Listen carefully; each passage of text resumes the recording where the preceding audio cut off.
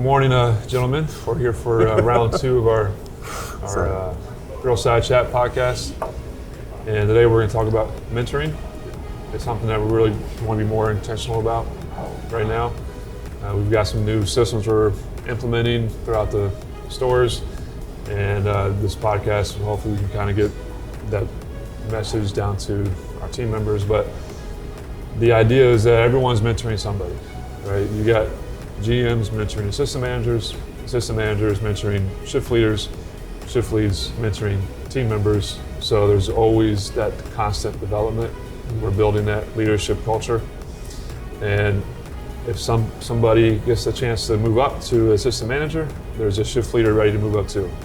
If someone goes from AM to GM, there's a shift leader that can become an AM right away. So we've got that strong bench throughout our 8 stores. And that's more important now than ever with Magoo's opening up. Today's Tuesday. Tomorrow, Wednesday, we're going to open Magoo's. And Brill was supposed to be here today. Obviously, he's a little busy. He's got Magoo's going on, and Mike as well. But Brill has been a really strong mentor for us over the years. And we want to kind of let him, talk about what he's done and his success and what he's learned being a mentor. One of the guys that he's mentored a lot is Steven, who's going to be one of our assistant managers at Magoo's.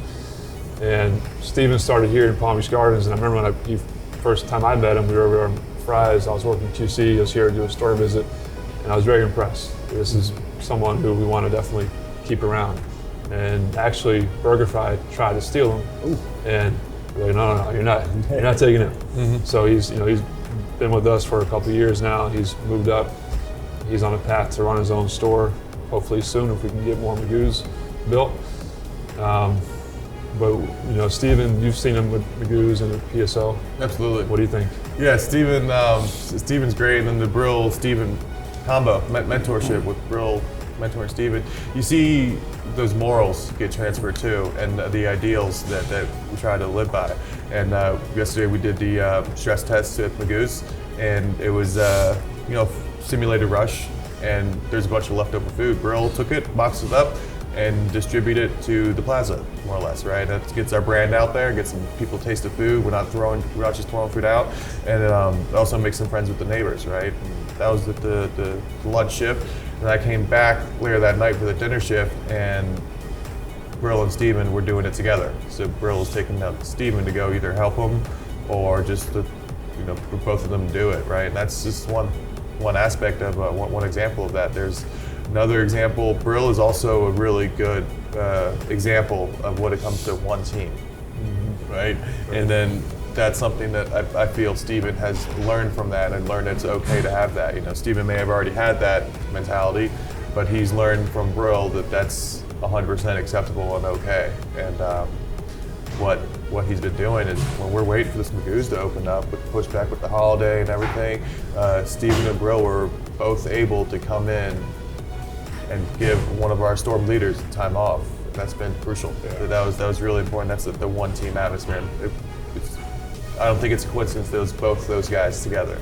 Yeah. That's the ones we're talking about. Those 2 guys that came in to give them time off. That's awesome. Yeah. Right? Good teamwork. Yeah. Sure. Absolutely. I think they just wanted one more shift with burgers and fries for the chicken, right? They're gonna miss us.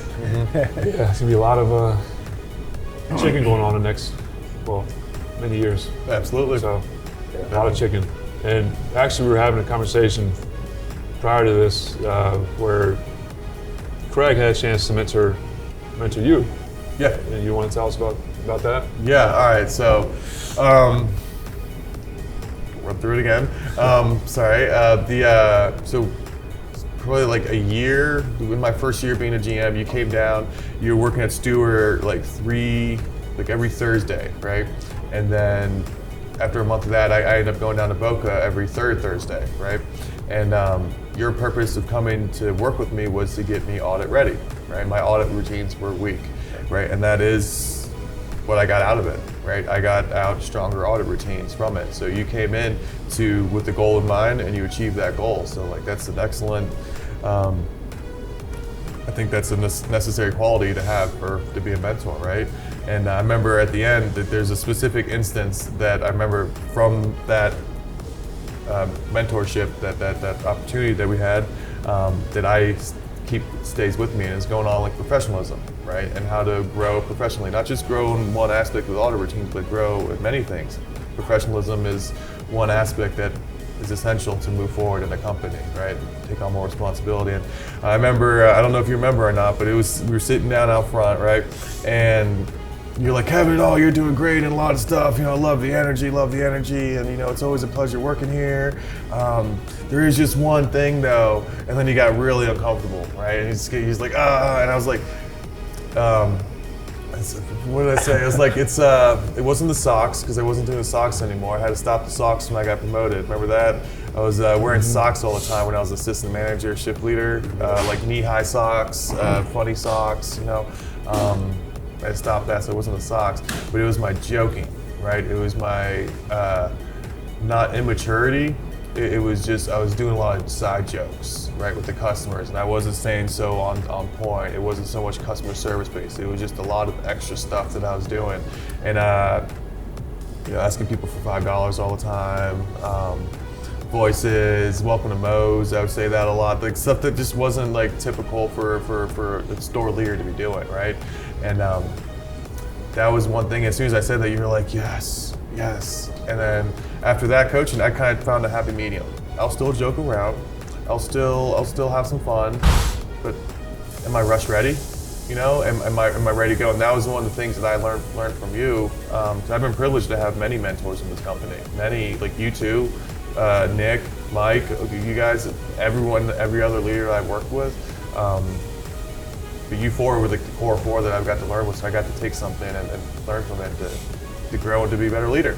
It was very rewarding to spend that time with you, because it was the audit that you weren't doing so great at. Mm-hmm. And then from that visit, after we were done, you took the lead for the company. Yeah, we have to talk about that. Yeah. Stuart. No, but it was like, look at this guy. That was the whole idea. Look at what you were doing. I was just like, I was so happy for you. I think it was like 5 out of 6 audits was a 99, Stuart, right? Stuart was killing it. Yeah, you were doing really good. Yeah. The first audit after that, though, I remember specifically because I was very conflicted, is the word I'll use. I got a 97 on the audit, and I was still in 4th place. Right? You remember that conversation? Yeah. It's like I was very upset because it was like my first good audit, and it wasn't good enough to be in the top 3. Right? I was like, oh. Which is a really good problem to have. It's a really good, yes, that's where the confliction comes in. Yes. So I think you being conflicted you're wording it very nicely. Yes. I was conflicted. So let's take a second though to talk about that conversation. When you talked to him, you had that conversation about professionalism, joking. For you, the way it sounds like the way Kevin described it, that was an uncomfortable conversation, right? But that was at least how many years ago, that conversation? 5 years ago? 5 years ago? At least, yeah. And he still remembers it, and it affected Kevin in a positive way, right? So how many times do all of us think about that uncomfortable conversation you want to have with somebody, but you don't have it? It happens. Uncomfortable conversations happen. They do. They can. Because you don't want to hurt someone's feelings, you know? And maybe that's where the fidgetiness came in and stuff. But it's for those who you believe in. If they will take the constructive criticism, you gotta say it. Yeah. You gotta say it, because you know it's gonna be responded well from those that count. Well, I can't grow if I'm doing the same thing. I have to grow, and to grow, sometimes you have to be uncomfortable. That's breaking routines, right? I have to recruit different muscles to be able to grow in the fashion that I want to grow. So by having that uncomfortable talk, it was uncomfortable for me to hear it. You know, like here I am thinking I'm doing great, and then I get Craig coming here and telling me I'm not doing great. So my options were to rebel, stonewall, and just go through it. And as soon as you walk out the door, I just change my act again, or listen to what you're saying and follow through with it. So it's not so much you're uncomfortable, but I'm also uncomfortable. I'm at a crossroad right now. I think what's important is building that relationship. Like, it was at the end of our 5 months or so that we worked together that maybe I brought that up. It wasn't. It was at the end. It was the last meeting. So it was like a closing conversation. Yeah. So I think building that relationship with somebody to mentor is super huge, and that is something that you have to break down that wall where you know that the constructive criticism is something that you can provide. Yeah. You have to be able to build that. I can't just say that to somebody. Like I couldn't say that to you on day one. You know, we had to build that relationship first. So proper mentorship is just building that bond with who you are building. Absolutely. Yeah. So to build that, like, you gotta get the respect, Yeah. you gotta get the trust, and then you can lead them. Absolutely. We went over this in our last podcast. You take those steps, respect, trust, and lead, that's a successful recipe to lead a store, to mentor somebody, you know, to build that relationship. If you skip those steps or go in the wrong order, if you go from lead, respect, trust, or lead, trust, respect, it's not gonna work. And we've seen that. It's just like laying concrete. You don't dump your sand in, your rocks in, and your water in, right? And then let it set. No, you gotta mix it all together first. Yeah. You know, there's essential ingredients, it's the process to make your concrete before you can lay it in, right? And that's the same. You don't skip the steps. Right. You don't have the desired result. You just got some weird thing. Which we don't want, right? No, we don't want a weird thing. We want a productive thing productive routines that produces great quality of life. NPR leaders. Yeah. Which an NPR leader is someone who serves and develops others while leaving a lasting positive impact on them. Absolutely. That's the NPR leader. That's what we defined it as. That's what we're trying to create, or we are going to create with future leaders moving forward. Yeah. Something you just touched on there. You said you wanted to kind of, if someone's here and you're here, you want to rise to their level. And John Maxwell has one of his laws of leadership, which is the law of the lid, which basically means if my lid is here, I can't go any higher than there. I mean, I can't take you any higher than there. So for me to increase my lid, I need to start doing more, you know, studying or reading, watch leadership seminars, you know, learn. I have to keep developing myself so I can increase my lid. If I don't increase my lid, I'm not going to help you guys increase yours. If you guys don't increase your lid, you're not going to help your assistant managers or shift leaders increase theirs. Yeah. Understood? So we should always all, you know, try to be developing and growing. And, you know, another example that comes to mind is Marie and Jupiter with Ashley. A few months ago, you know, maybe like August or July, Ashley didn't have any interest at that moment that we knew of in being a GM, and now she does, because Marie's been able to mentor her. But Marie is someone who pours into her, she invests in herself to improve her lid. Didn't she say that like in her interview? She brought up Maxwell. Yeah. Yeah. That's good sign there, right? Yeah. Yeah. Yeah. So Maxwell is someone that, you know, he's a leadership expert, world renowned, that we listen to and read books and things like that. So, what's something you guys have seen from Marie or Ashley? Go ahead. I was actually going to say thank you for introducing John Maxwell into our lives, because ever since I got involved with it, I always feel refreshed, and I thank you for that, for bringing him into our lives. But that's always been a bonus that you've done for me, so thank you for that. Yeah. You're welcome. Yeah. It's my pleasure. Yes, sir. Yeah, Marie's been good though. When we saw her come in, she got hired in.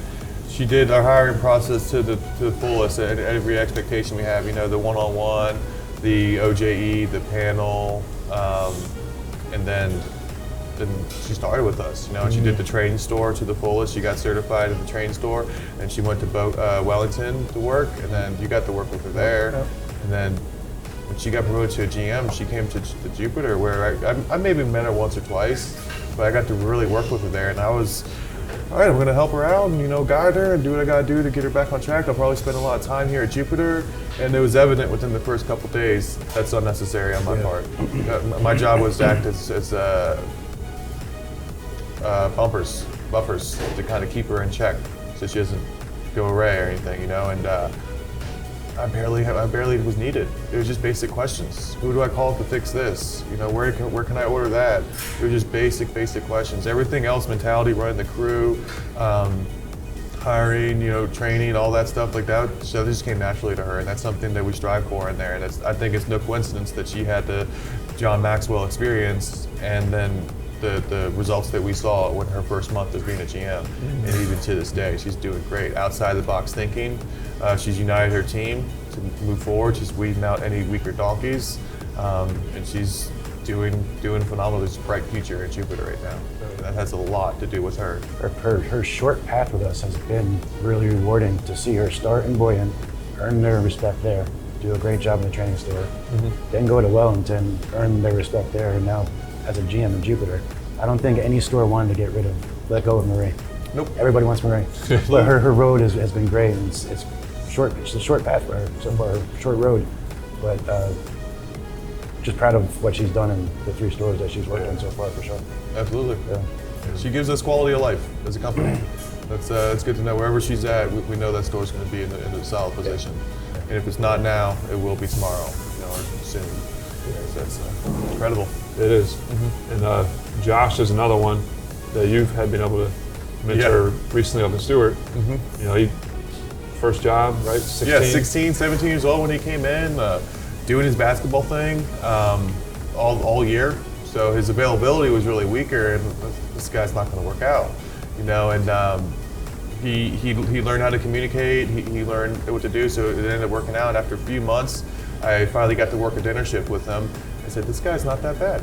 This kid's doing a great job. He's really flowing on fries. Everything he was moving flawlessly for his limited experience working, because he was only working like 1 or 2 days a week. He's doing a fantastic job."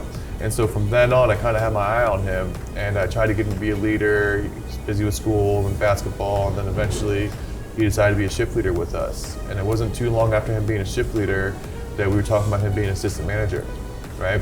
And then I think he was only assistant manager for, 3 months, 4 months? It's like not very long. April, when did he get promoted? I think it was like April or May, something like that. He got promoted, and he's been the GM now for about 6 months, and he's awesome because we can have conversations and we can be more friendly because we got to work together more intimately at the hip-to-hip level. So with him being a GM in one of the stores that I work at, him and I can have better rapport, right? We can have better conversations and more personal, and he takes my coaching to heart, right? And one of the things that I've been able to coach him on was like his email vocabulary. Sometimes he said, "Josh, you're not talking to one of your buddies. You're talking to other store leaders. You're talking to your bosses. Let's tighten up the vocabulary a little bit, And right away, his emails changed, and he keeps it himself. I think one of his sign-offs is "Stay frosty." He says that a lot, but that's just who he is. That's his personality. I'm not going to ask him to change his personality. We appreciate that, what makes him him, and. But every coaching he has, he does a great job, and he's paired right now his assistant Stephanie. And Stephanie has plenty of leadership experience, just no Five Guys experience, right? We've made the pair. Josh had the Five Guys experience, but no leadership. So they've been complementing each other very well. One thing I'll commend Josh on is he concedes to Steph a lot when it comes to, "What should I do, Steph? And what should I do?" And that's what makes he didn't come in here all filled with ego and guns blazing or anything. He came in here, how can I be best for the team, for the store? And that's something, you can't teach that, It's the one team for sure. Yeah. So. Isn't it so rewarding to sit back after all this time and just see your little protege It's grow fantastic. into the man that he has and become a GM? I would, Stewart's my baby, right? I've done a lot for that store and will continue to do so, and I really love that store and the people there, and there's no one else I'd rather see run that store than him. Yeah. And I think he feels the same way about that store than I do. If he doesn't yet, he will soon. And it's Well, Josh had a good reopening to refresh. 7 out of 8 shops or hundreds or something? 7 out of 9 hundreds in a row in 2 weeks. One week he had 5, and 1 week he had 4. Yeah, 9 shops that's in 2 pretty. weeks. Pretty strong. Yeah, absolutely. Yeah, I think great anybody will payout. take those hundreds. Absolutely. Absolutely, for sure. And he worked hard to retain, I think 100% of his staff. I think he added one more when they were closed as a rehire. So there was no training that had to be done. And then he's been steadily hiring 1 or 2 people a week since we've been open for the past few weeks. So it's great. He's done a great job. So you guys have both mentored a lot of people in our company. What do you think has made that mentoring successful for you? Well, by mentoring, we're able to be where we are today. You know, just by going to work every day and being able to coach everybody and be there for people. But like what we're trying to do, we're trying to mentor people to keep on rising up. And I've been successful being able to get out of Boca because I spent 5 years with Kiki, and she was the reason why I was able to get out. So it's just going to work every day, spending time with those who want to improve or improve themselves.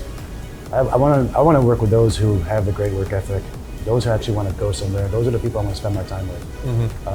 When I come home at the end of the day and I can have those moments that I know I got somewhere with somebody, that's what's rewarding to me. You know, so that's why I like to do what I do in coaching and developing. And I feel rewarded by doing that. When you see, like we were just talking about Josh, like you'll work with Josh, that's rewarding, and that's why you go to work every day and do that. You know? But you can. What's made it work for you? Seeing it done with other mentorship pairs, seeing it done and seeing the result, like exactly what you're talking about. See this person get hired and see where they are today, the start to finish with someone, like outside looking in, I have nothing to do with it, just being there and witnessing it.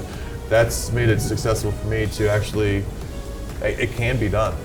It is 100% possible to mentor someone. Because I'm going to ask a shift leader, hey, can you go mentor a crew member? This can't be done. Like, what am I supposed to do? How am I supposed to do this? Well, you know, watch these guys over here. They're doing it. You know, and that's something that we may be good at our job, right? And to be a leader, you got to be be cross-trained. You also got to be able to understand the people that you're working with or leading. You know, and something that's helped me with that is what motivates them. Right, and that's been a big thing for me in mentoring. What motivates the crew members? Like Josh, it was his basketball, right? Get him his time off for the basketball, and when he's here, he's going to work that much harder because he knows if he needs something, we'll get it done for him, right? Yeah. But is it safety? Do they need money to pay rent? Is it food? Do they have rent but they need money for food? They like to go out to eat all the time, or is it food in the sense of they'll work better once they get a break and a burger? Right? Or is it, like ranking, ego type thing? Do they want a promotion to say they have a promotion and they'll do anything it takes to earn it and keep it? Right? We had an assistant manager, she wanted to be a salary position. She just wanted that to show to all her friends, like, hey, I've worked hard at this job, this is what I can do. And we gave her that and she did everything she could to be a successful leader, But there's several aspects that I take into consideration when I'm mentoring someone, because every mentorship or coaching opportunity is different. There's no two coaching opportunities. You're always talking to someone different. The fries, you may be coaching someone on fries the same way, but the person you're coaching is not the same. So that's something that I take into consideration when I'm You've used a term in the past over the years with me about the grasshoppers. Get my grasshoppers out there. Yeah. But over the years, being able to promote people and ship them off to other stores in the company, that's rewarding.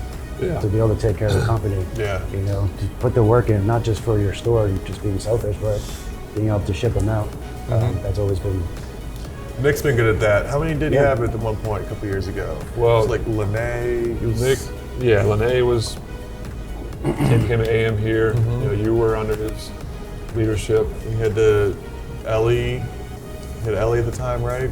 Yep. He had like a few that were like scattered throughout the company. Carmen, at one point many years ago, she had a bunch. Really? You were under her wing for a while. This goes back probably like 10 years or more, but she had not just like AMs and GMs, but shift leaders.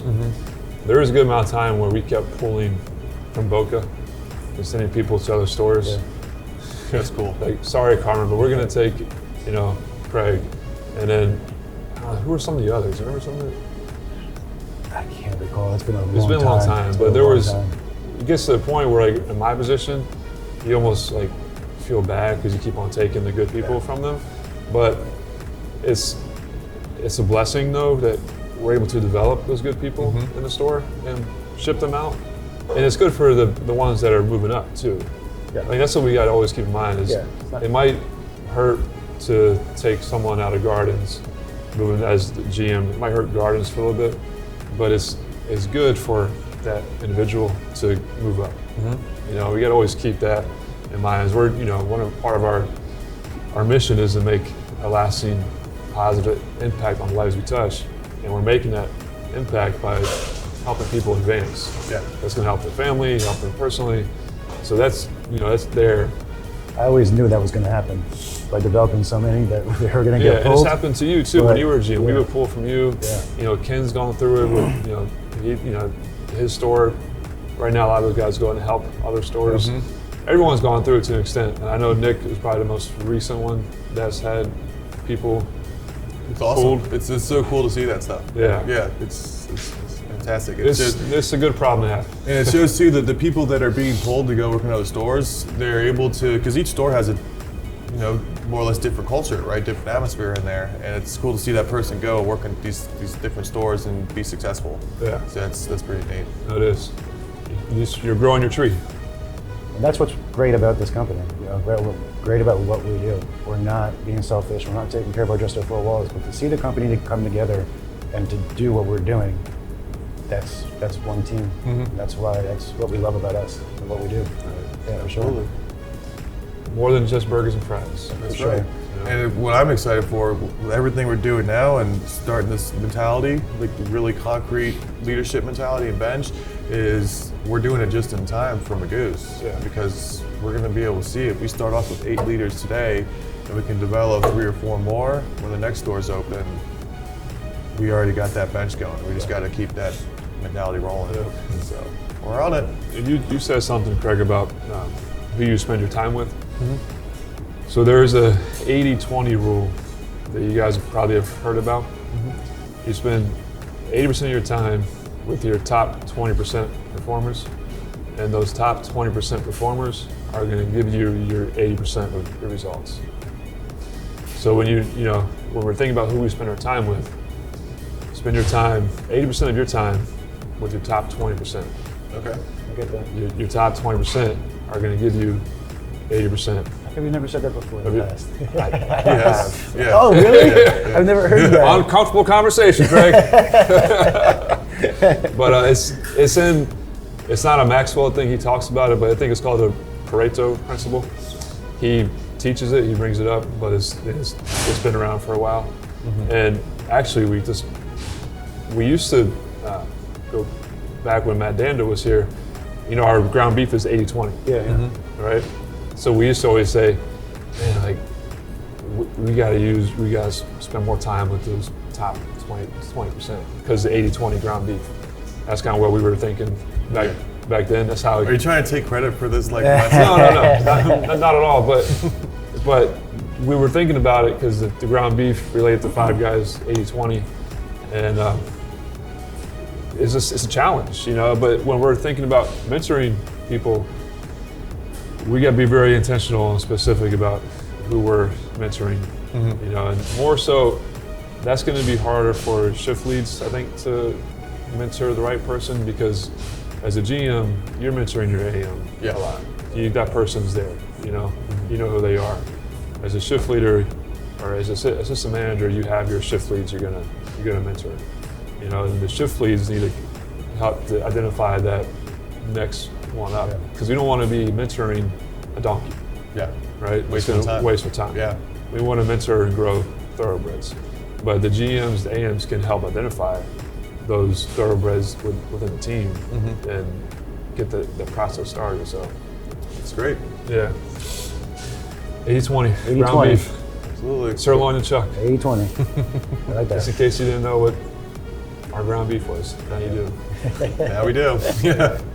Everyone Easy. should know that, right? Yes, please. Absolutely. Yes. So I guess we can wrap this one up. Awesome. And, just be really intentional about mentoring. That's the whole point of this conversation, is we want to keep developing our leaders.